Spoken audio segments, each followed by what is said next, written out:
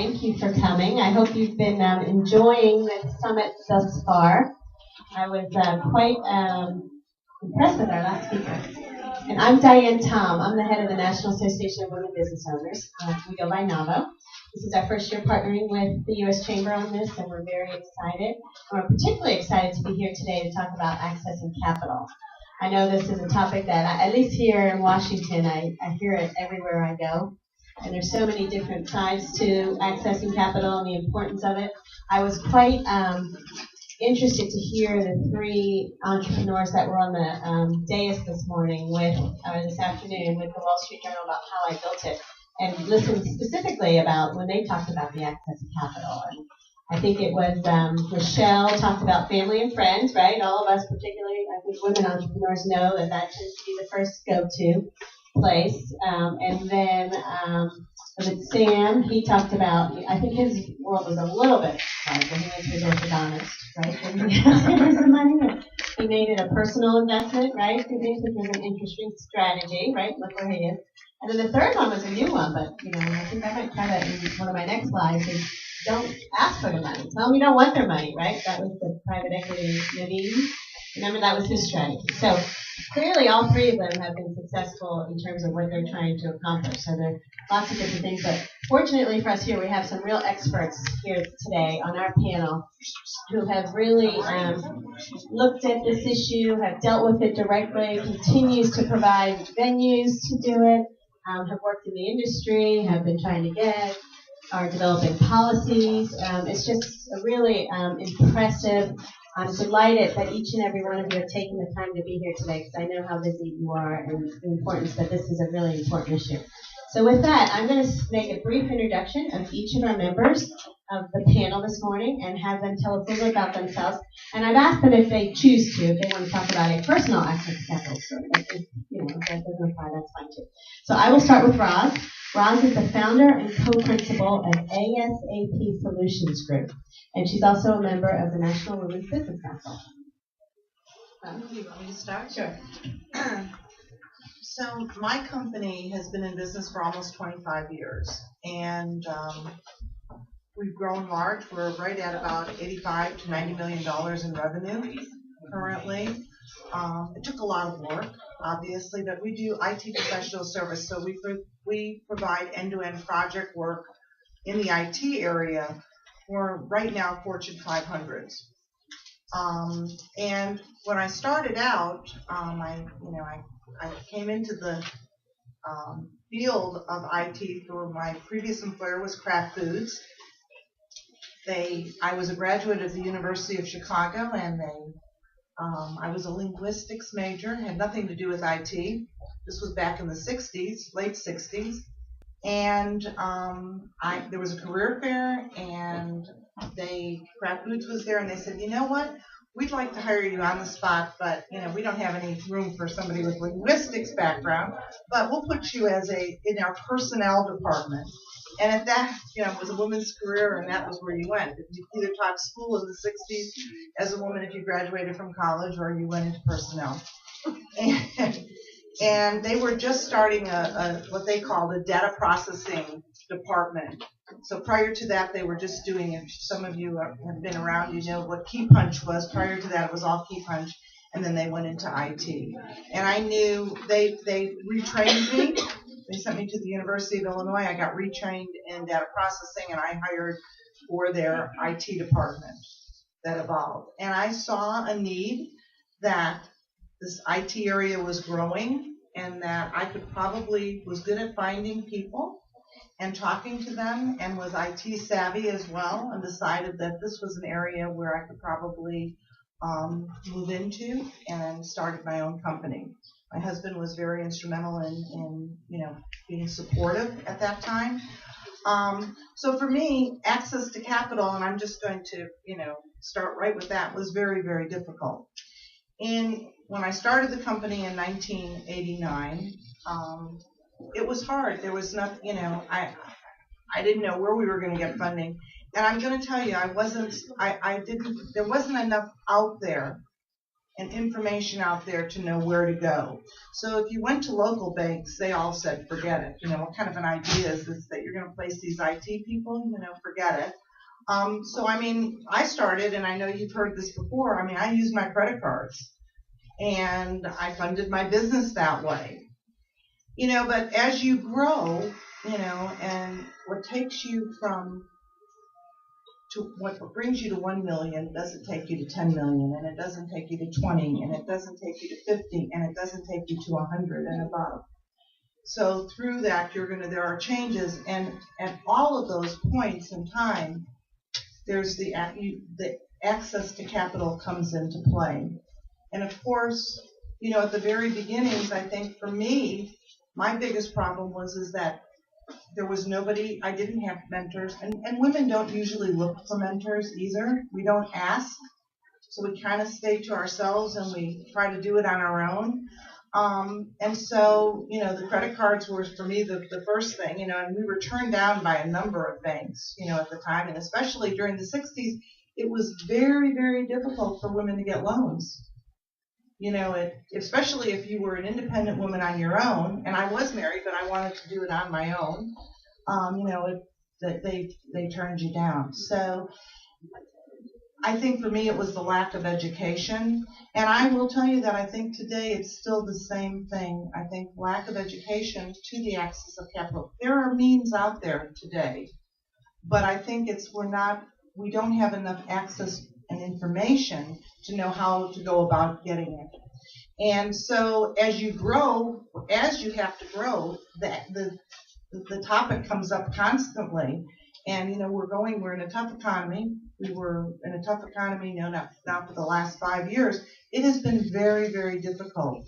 So we're going to all have to be creative. We're going to have to depend on mentors and really finding the ways to get that access. But for me, it's been challenging, and as I said, especially it's challenging at the beginning, but it's very challenging if you want to grow and to continue that growth. Thank you, Roz. That was very helpful. Next, we have Andy Guggenheim. Andy is joining us from Capitol Hill. We appreciate him taking some time off from, I think the members are on recess, but I know the staff folks are always working, right? 24/7. So Andy works on issues related to access to capital as well as others. So Andy, I'll turn it over to you for a couple minutes. Andy and I work for, can everyone hear me? Yeah. And I work for Sam Graves from Missouri, who's the chairman of the House Small Business Committee. Dealing with access to capital from a policy perspective, I don't have the personal experience that you have, but I hear the struggles through our hearings and from family members. My aunt runs a small business in Las Vegas and is struggling due to the housing crisis out there. She runs a singing telegram business, and what my dad loves to say is that his brother-in-law is literally a clown.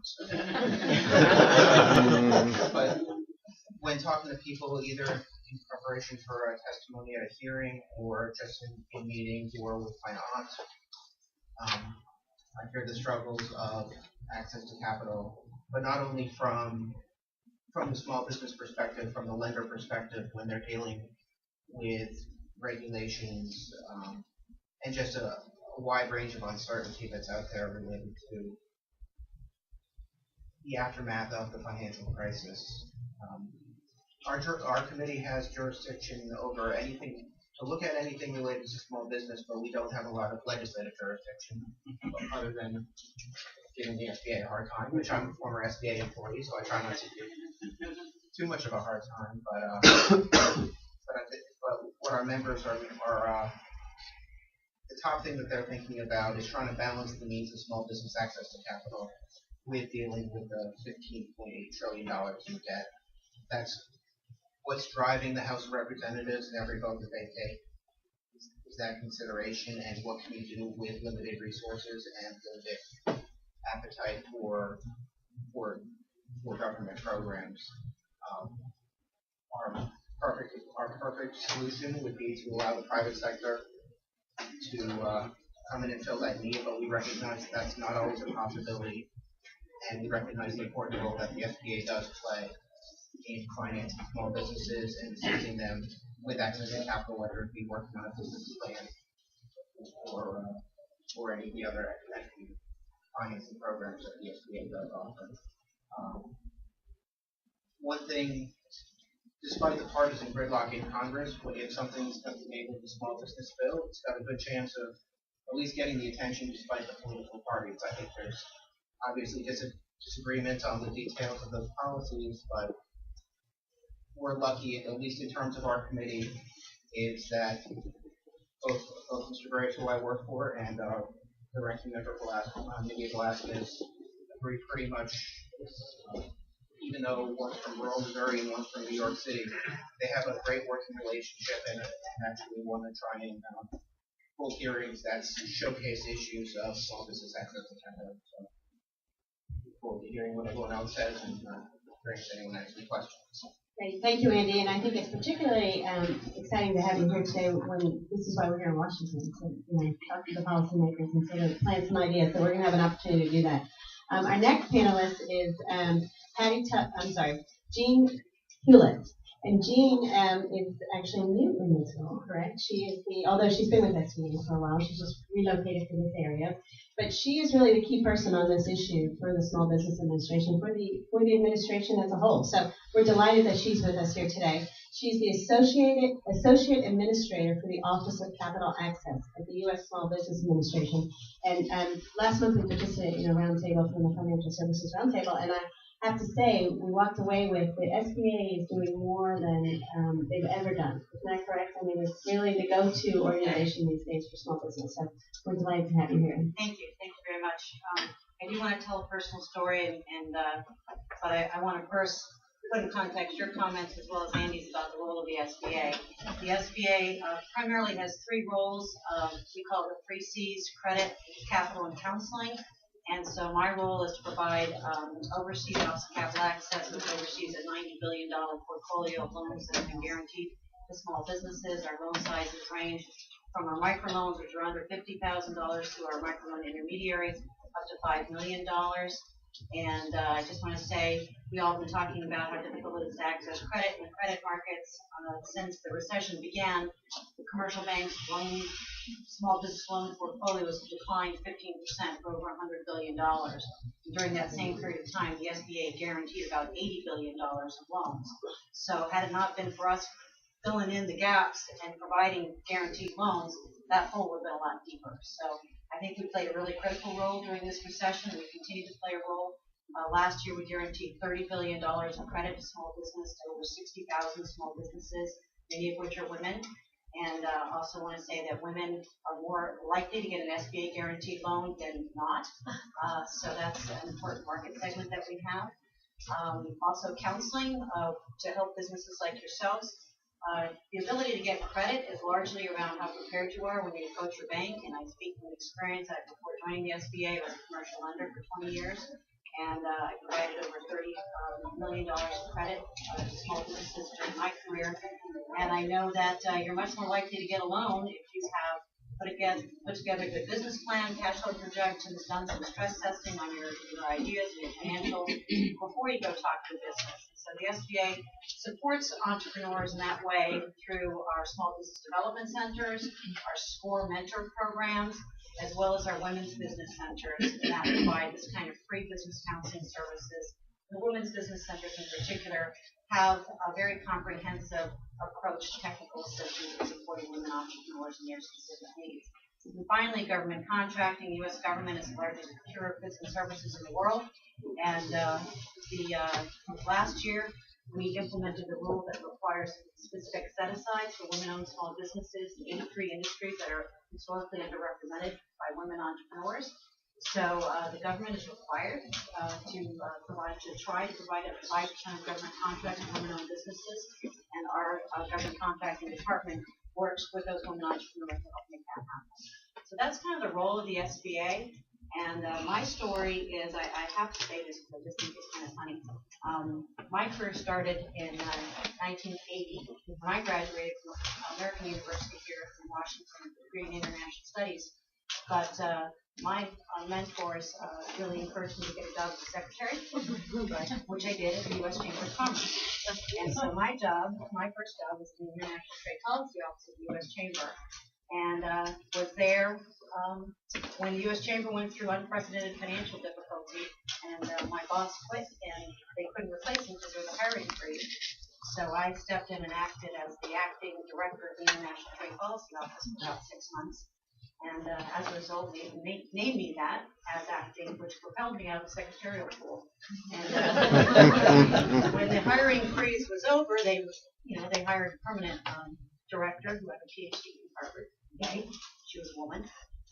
But that experience gave me the confidence to stand up and claim what is mine if I'm doing the job, get paid for it, get recognized for it, and say that to any other women starting their career. So whenever I talk to women in business groups or women coming out of college or high school, I tell them this work.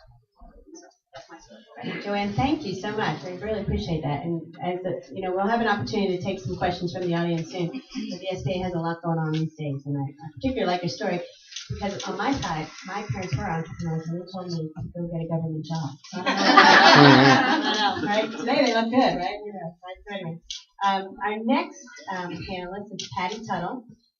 Patty is the Senior Vice President for Wells Fargo at Mid-Atlantic.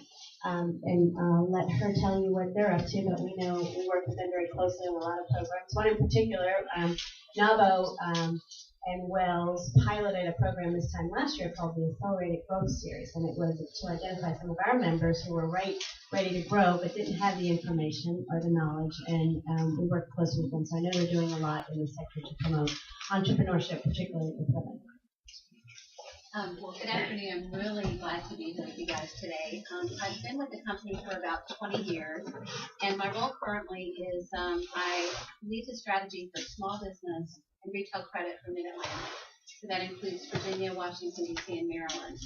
Prior to that, I spent about 5 years as a community bank president at 48 retail store locations, and we really managed helping customers succeed financially.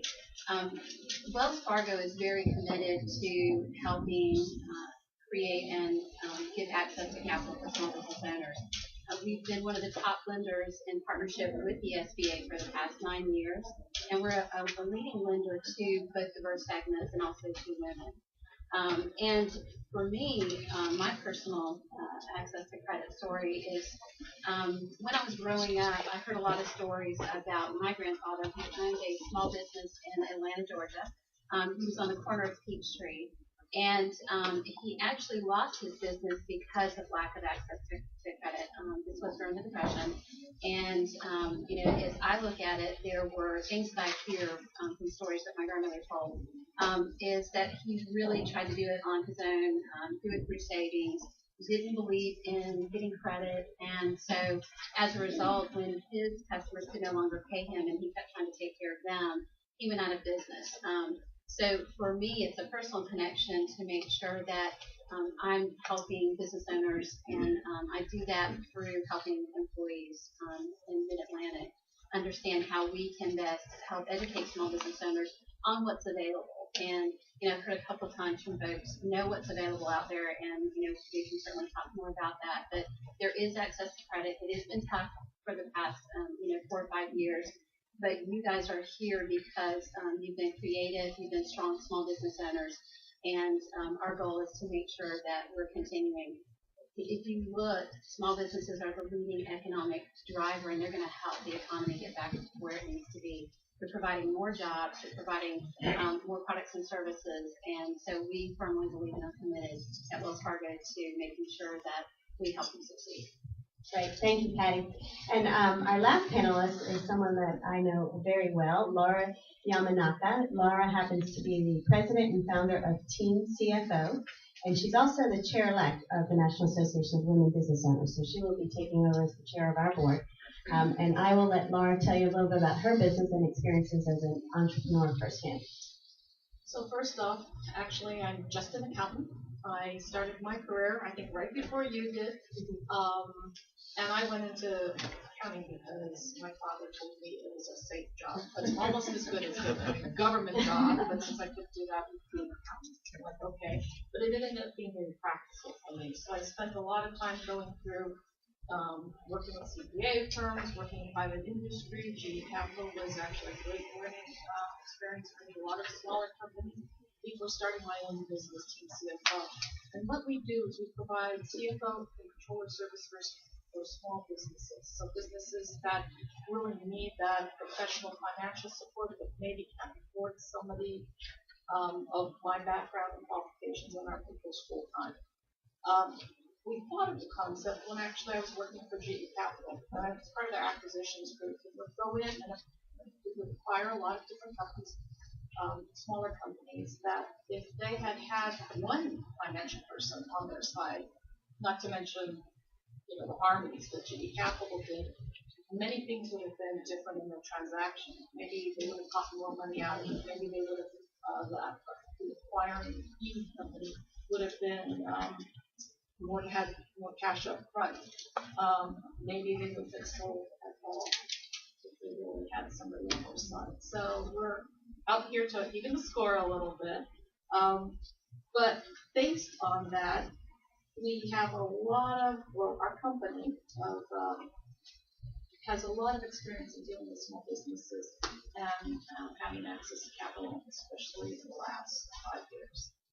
Because this week we've been seeing this coming on. We actually have a client who actually was predicting the recession was off a couple of years, but he kept telling us these are the signs, you need to be aware of them and adjust your clients appropriately. So our clients were able to do things like sit on cash. We tried not to put them into debt as much to start to save their cash reserves. Clients who didn't have debt, we actually were starting to get them credit lines, etc. So I don't know if you guys heard Naveen earlier. He said the best time to get debt is when you don't need it. Absolutely. So in my experience in dealing with all of our clients, there is a lot of education out there with different services from the SBA, but the business owners and presidents and CEOs, they don't know what it means for their company.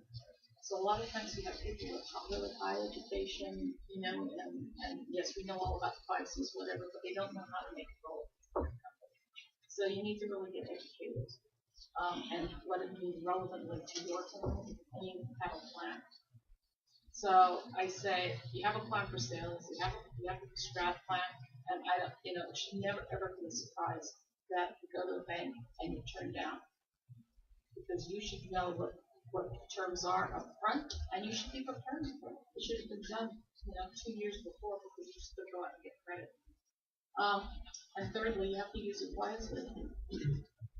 And fourth, the most important thing is after you got that credit, before you got that credit, you got to get the right input to Andy and his people there, so we could even define the field on some of those requirements. Because some of them are not just because the bank can't give it to us; they are a business too. So, we've got a lot of work out there. It's actually very doable if you know the rules and if you plan ahead. The rules have changed. Times have changed. The good thing is the information is out there. The people are out there to help us. So I think if we look forward, sorry. No, that's great. Thank you. Well, talking about access to capital, I've been delighted today to see a lot of optimism. As you know, we've just come out of and many of us are still in it, right? So it's good to hear on the panel here that there's not out there, but I don't want to neglect that we don't address the fact that since 2008, a lot of businesses have been hit hard. Banks have made it a little difficult. I have, participated in a lot of these types of events here in Washington, and I've heard firsthand from a lot of entrepreneurs and others, financial institutions that they've worked with for long periods of time, and they had good credit. All of a sudden, they need a little help, and it wasn't there, right? So we know that those stories are out there. So, what I'd like to kick it off first from the panels, talk about what advice, and I'll let someone choose to step up. Would you give business owners in today's environment that are looking to expand their business from access to capital? Maybe we might want to talk to you, Patty, first. So I think there's two things. First of all, I'm going to go back again to educating and knowing what's available, knowing what's out there, and then it's also being able to, how do you get a yes from a bank when you're applying for a loan? And there's really 5 things, and you've heard a couple of them already. But the first thing is absolutely being able to demonstrate that you've got a steady cash flow. You need to be able to show that your business is going to make money so that you can pay that debt. We don't want to put you in a position to where you're worse off because we've extended credit to you. And there have been some changes in underwriting and regulations in the past 5 years, but what we're doing is really trying to take a look at how do we actually lend money. It's important. It's how we stay in business as well. We lend money. And so the second part to that is if you've got your cash flow, then it's what other debt you currently have. Really understand by getting this new debt, what is your cash flow going to look like? What's this going to do, from an overall, your ability to manage this new debt as well. So we do look at debt management. And the third thing that we really want to look at is absolutely your history of repayment. We do look at credit, but if you have gone to a bank and you have been turned down because your credit is less than what they're looking for, ask questions. Find out, what would it take? What was the reason for the decline? Because we have a responsibility to share with someone when we turn them down for a loan why, and then what it would take to turn it around. And it doesn't always take years and years to get your credit to a point where we can help you lend. And we offer, just as a part of the service, there's not a cost for us to do this. We can actually help you with how to get your credit to a position where you can have money lent to you. We've seen customers where it's been 6 months. We've seen customers where it's been a year, sometimes 2 years, that you can get your credit turned around. The other thing that we look at, and you actually talked about this, Laura, was having a plan. We want to know as business owners that you understand challenges or obstacles that your business could face, that you're anticipating. What could be some things that could prevent you from growing or being able to repay this debt, and that you've got a plan that will help you overcome those possible challenges and even help you get to the growth point.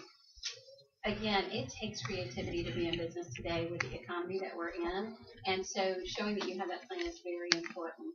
And the last thing is have a relationship with your bank or your banker. And I'm not just talking about have your checking and savings with your bank. I'm talking about have a relationship with your banker where they understand what your goals are. What is it that you want to accomplish? Your business is going to be in different stages or life cycles throughout the time that you have it as an owner. So where are you and what are those goals that you want to achieve? If you're communicating that to your banker and then you're helping them by showing them, here's my financial picture, here's what my goals are, here's my business plan, then absolutely they're in a much better position to be able to let you know, here's how we can help you, or here's some steps we can take together to get you to reaching those financial goals. Thank you, Andy. Andy, I was wondering if maybe you could build on, we're hearing, from Patty from the private sector too. Are there policies, are there things that our members and folks here could be suggesting that could also help loosen up some of the access to the capital? From my perspective, I get to hear a lot from bankers and small businesses, and I hear stories like what Patty said about building the relationship with your bank, and I love hearing those stories, and I want to make sure that message gets across for small business owners that I frequently get questions, what's the government grant program to start a business? Well, there's no government grant program, but you can, there's grant programs that will help you get educated if you choose to get educated. If I could steal a line from one of my former bosses, that small businesses need to speak several languages. They need to know how to speak banker. They need to know how to speak customer sales. They need to know technology. But particularly in terms of financing, knowing where their business stands, how they plan to get from point A to point B, and making that case to a lender, that's something that kind of growing up on the policy side of small business finance has been a key takeaway that I've had about how much you need to really lay out why you need capital, what you're going to do with that capital. Like when you go into your banker, you can't expect to say, it's not the same as opening up a checking account where they're saying, here's my deposit, here's your account. it cannot work the same way as the loans. There are support programs that the government can provide, and we do that through the Small Business Administration. And I'll let here talk about those programs, but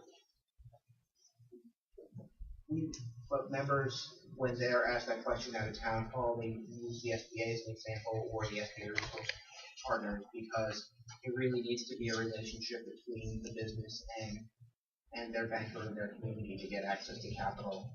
And I would never recommend to anyone to rely on a government program if they want to grow their business. They need to be self-sustaining and work with in the overall economy. Sorry, did you want to say I have a comment. Everybody's saying you don't have to have a banker that knows you, right? So to me, it's more important to spend your time finding the right banker to have a relationship with. So to be honest, the first time you go in and try to get the loan, you should be presenting the business package with the plan, and your person should have no idea who you are. Okay, you have to know them. And my definition of a banker and a relationship is, okay, so if you're going out to community events, you see that banker there. Your banker actually knows your name before you have to say, oh, remember I bank with you, whatever. They actually know what your business is. And if they're really good, they're probably helping you with your business package. Right, Patty? Jump in anytime that I'm wrong. Yeah, Ross has some. Well, and I totally agree. I think the other thing is that you need to go to them and establish those relationships when it's good times. Yes. You can't go in there and you have to be very confident. You have to have a story. They have to know the whole picture. They want to hear a story. They want to hear a confident story. When you go in, if you're going in there, and most of the time it's because you just aren't knowledgeable of where your business is at any point in time. So I think, that's when people really get turned down. I think if you have a story and you have the confidence, then that's a step ahead. You need to have, whether you're a small business or you're a large business, you have to have your finances in order. You have to have a good CPA or an auditor that knows what they're doing. I mean, that goes hand in hand. And then when you go to the bank, you've got your stuff laid out for you. I will say we banked with Wells Fargo, so they were very good. When we had our line, we were working with a smaller bank for many, many years. And when the real estate, all of the bank's money was tied up in the real estate, and our line was cut in half. And we were like frantic. What are we going to do? I mean, they gave us enough notice, but our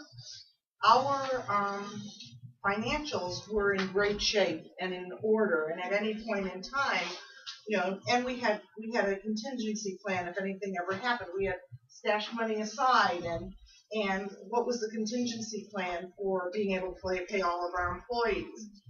And then, actually, we worked with Wells Fargo, and it worked out great. And now I can tell you that the market is opening up, and I think banks in general are becoming more receptive and are actually approaching us now and saying, are you interested? Yes, they're using Naveen's strategy. Tell them no, you're Yeah. not interested, Yeah. right?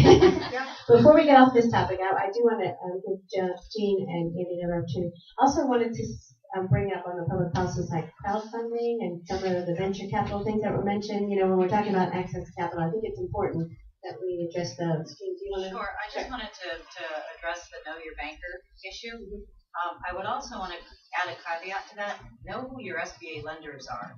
Because if you don't have an existing banking relationship and you're a small business, before you go out and go to that branch bank on the corner that you pass all the time, find out if they're an SBA lender, or find out who in that bank is the SBA lender. Because most startup businesses or small businesses in many different industry sectors will require an SBA guarantee. And nothing is more discouraging for me to hear that a business went to a bank and was told they couldn't get the loan.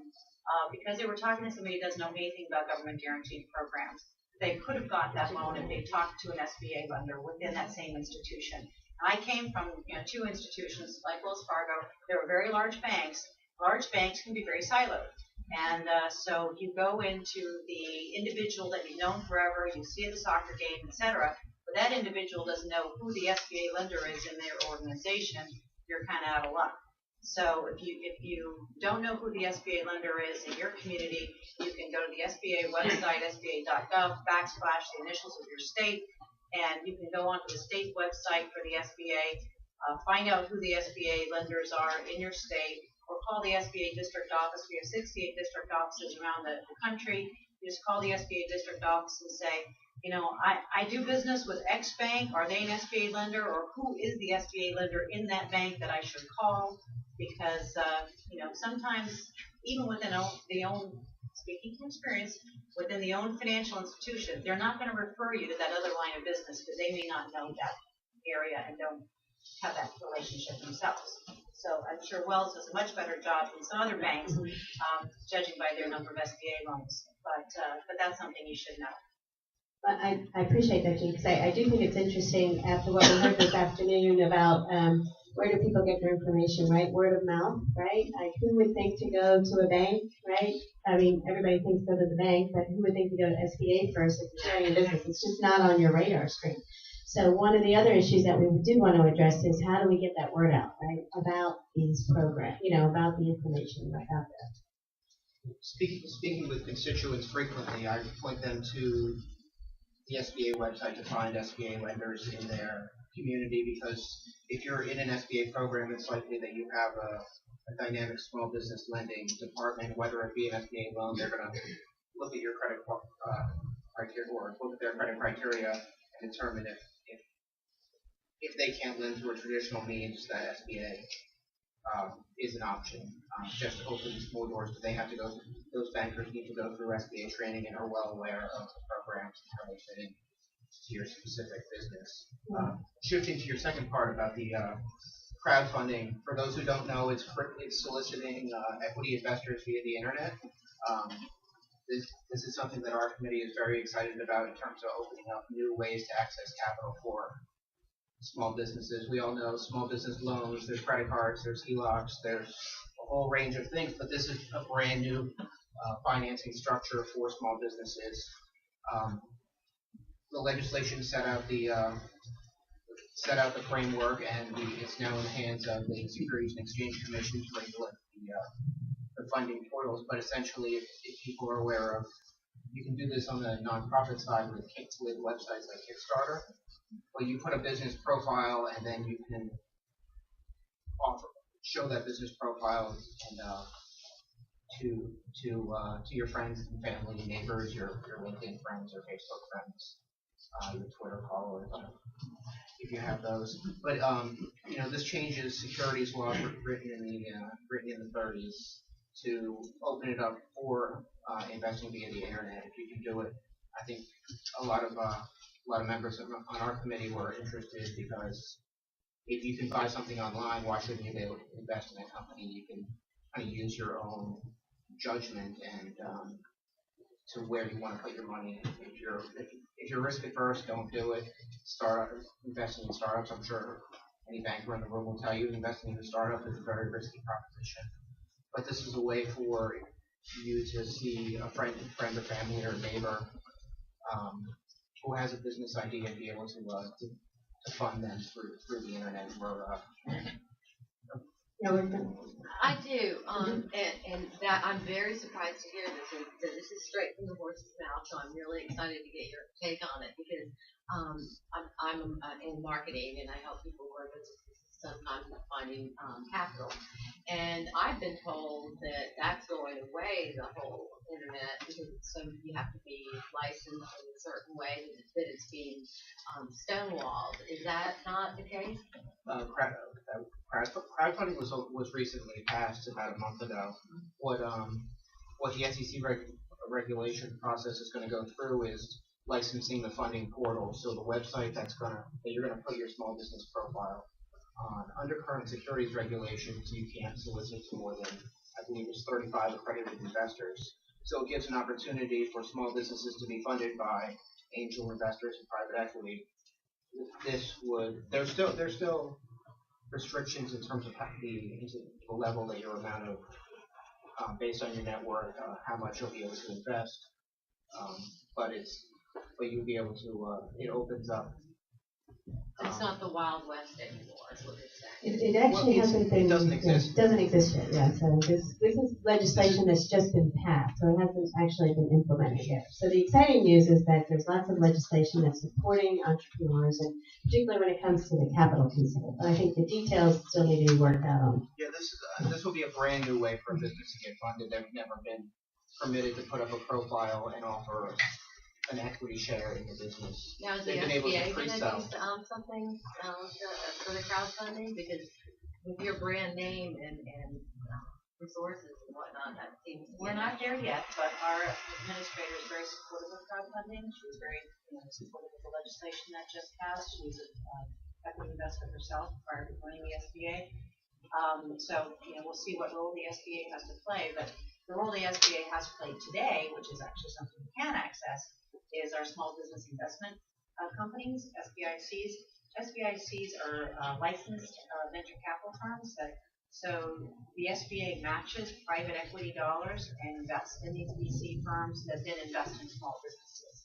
So the SBA doesn't make equity investments, but we provide funding to ventures, match funding with VC firms that have been qualified by us and been licensed by the SBA to make venture capital investments. And we have two new funds, targeted funds, Impact Investment Fund, which is about growing and creating jobs in target areas that need investment, and the early stage funds for early stage companies. So, I serve on that investment committee that licenses the SBICs. We meet every month, and venture capital firms coming to us with requests for our match funding. So that's the program. We put, I think, $2.5 billion last year out in match funds to venture capital funds last year. So that's small business. Now, So that's how exciting. does everybody learn about all this? That's exactly one of the questions that we had. We'd love to sort of talk about that because, clearly we have the SBAs out there. Our organization tries to do that, but there's a lot of, each and every one of you in this room who I'm sure if you would have known about this information, things would have been a lot different. So, we can talk about it. I think it might be better, though, to shift the debate and let you guys ask some questions since we have a little bit of time left. Why don't we start here? Okay. This is Gene and Andy. I'm involved in a project with two former assistant secretaries in the Department of Labor who in part regulated the investment in retirement. One went on to be Comptroller General of the United States. We're talking about ERISA funds, retirement money, and we have approximately 750,000 small businesses that have retirement plans. We hold about $1 trillion. As near as we can tell, none of it is invested in SBA loans. None of it is invested in venture capital, equity funding for small businesses. As an example, I've used this for years. Women business owners putting their money to invest in women-owned businesses through their retirement plan assets. Not all of it, as a part of a well-diversified portfolio. I have seen no movement from the SBA or the government in the House or the Senate to even look at this $18 trillion of investment money. Collectively, $1 trillion of it is controlled by us. And so I'm wondering, would you consider examining these issues? I think that's more an appropriate question for Congress because the SBA is very specifically directed in terms of what our scope of responsibilities are. We are not a direct lender. We guarantee loans made by commercial banks. I'm not asking you to lend. I'm asking you to, as an example, we have loan funds. Check it. The loan funds, the SBA guaranteed portion, are not sold as investments to the retirement system. Not at all. There is no participation of the retirement funds in investing in American small businesses. None in small business. Now, we're talking about a change of policy, out of the box thinking. So there is a role for the SBA. We're not asking the SBA to set up a program, maybe change to conform what the retirement system needs are. All right. I think Gene's point is the policies are made at Capitol Hill and then they're implemented in the executive branch. So we could probably have a conversation outside of here, but we appreciate that opportunity. Yes. Two questions. At what point does it make sense to borrow money when you really don't need it? You have the money. Under 1 second, like the gentleman was saying, and when would we borrow money even though we have money? You should always have a credit line, okay? So at a minimum, all businesses, you should have access to a credit line if you can qualify for it. We do that. Okay. So what I'm asking, let's say you need $5 million to buy a building. And you buy a building, and you have money, you have $20 million cash in there. So it makes sense to borrow because the interest rate is so low. But is that a crazy thing to do even though our money is in the checking account making nothing? But we went out and borrowed $5 million. Are we crazy? In my opinion, and okay, with all the caveats aside, and liabilities, whatever, I'd say you have to do the calculation on your side to determine the return on the investment of the capital asset. So if you're going to go in there and you're just borrowing and you really don't have the sales to support it, or that the growth in those sales is pretty iffy because we've got a lot of uncertainty out there, I'd say don't do it. Okay, I'd say hold on to your cash, and I know that might be a little bit different perspective that people have right now because the economy and things aren't certain. Things can happen externally to your business, to the United States, that will impact the capital market right now. And if not yours company directly, your clients, your customers, your vendors. So in times of uncertainty, what do? You sit on the cash as much as possible, which is, I know, it's really not a good thing for the economy. And so I'm not talking about the economy in general. I'm talking to an individual business owner. And that's what I would advise. Don't make the investment unless you know you have a high degree of return, because the investment you make today is different than the one you made 10 years ago. You answered the question. The other one, at what point does it make sense to not borrow through SBA? Because we tried that and it seems to me like too much headache. You just go to the bank and try to So what is the benefit of getting money through SBA rather than when you can't? I'm sorry? When you can't through traditional means. Oh, okay. If you cannot, it's not because you get a better interest rate through SBA. No. You cannot get it to them. All right, I'd like to add to that. It's not that you can't get credit. The advantage of an SBA loan is largely around the longer amortization terms that we offer. Typically, a commercial lender would buy a 5-year term on machinery and equipment to purchase some assets. We can go as long as 10 years. So it improves your cash flow, and there are a couple of different reasons you use SBA financing. Our 504 program does provide more attractive rates than sometimes in traditional financing, because on our 504 program, here's a good reason you'd want to use an SBA loan. It's worth the headache. Right now, commercial real estate values are declining. So commercial banks are largely, what they may have done, an 80% loan to value commercial real estate loan 5 years ago. They may only want to do a 65% loan to value right now, require you to put 35% in, because they're concerned about where that real estate market's going to go. With our 504 program, the commercial bank finances 50%, the SBA finances 40%. You only have to put 10% in, and the SBA portion of it is fixed for 20 years at an interest rate of about 5%. That's very attractive financing. So it improves the cash flow of your business and keep some cash in your pocket that you don't have to invest up front. So there's lots of different reasons to use the SBA, and yes, anytime you use a government guarantee program, you're going to have more headache than going conventional, but the amount of headache you get is largely tied to what program you're using and what bank you're working with. We have about 700 what we call preferred lenders, which have delegated authority. They know how to underwrite SBA loans. So you go in and you work with them, the delegated lenders like Wells Fargo, know how to package those loans, and then they can get an SBA authorization like that because they've been delegated the authority. They know how to do an SBA loan. If you go to another bank that doesn't know how to do SBA loans, yes, it can be a nightmare because it's going to go back and forth, back and forth, back and forth, trying to get the paperwork right. So again, it's about who your lender is, how experienced they are with the SBA, and what is your particular financing need, and can or cannot that bank provide it on its own.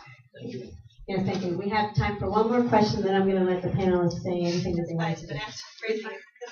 Yeah, thanks. I come from sunny California, so it was a little disappointing to find the rain. But I love Washington. I haven't been around 15 years, so it's really great, very different from what it used to be. But the good news that I bring from California is that I'm one of 70 experts, or so-called experts, that we got gathered by the USDA and the SBA state offices there. And probably this is going to be, like usually happens in California, a pilot program that will become national eventually. What we've done is to create a platform to provide some sort of uniform, consistent access to capital on the side of learning what resources are out there, not just lending, which, as the gentleman says, may not make sense for everyone. Every business situation is different. We don't have to push lending. In fact, one of the reasons as a nation is because we borrow too much, right? We are where we are. So we need other hybrid forms and crowdfunding too. We are going to create a council to provide, together, working together with the SEC, securities platform in the state. So it's going to make easier for everyone to understand, especially for entrepreneurs, right? To understand what kind of platforms are there and what kind of funding is better for you. And the other thing is the fine gentleman in California too. There is another group that I belong to that we've been working, talking about impact investing to force literally the public sector, right? Because if you are a private funding, right, a private investment fund, you can invest in whatever you want, right? But the issue is really a vast majority of the pension funds are actually held by the public sector, right? Any of these dollars, as the gentleman said, is invested in the local communities at all. So what we are going to do is legislation probably, and this is a state legislation, right? It depends on the state government, right? Federal, I don't know what they're going to do, but the state can mandate, public sector entities to fund 5%, let's say, of their funds, of the pension funds in local community development. Yeah. That's one of the challenges, but apparently it can be done. So. Thank you. Well, thank you guys. Thank you. We're right here in time, so I'm going to let the panelists, if anybody wants to offer any closing remarks to our issues here. I just would like to say one thing. We've talked a lot about educating and knowing resources. Wells Fargo offers a site. It's called Business Insight Resource Center.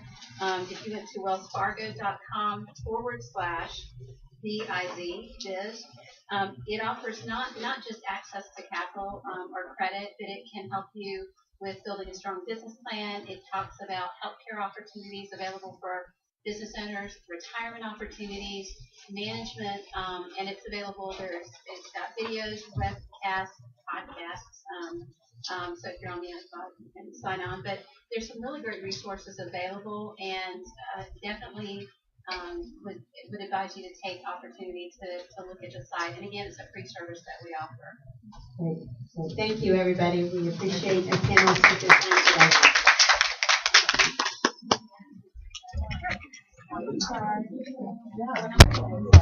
today.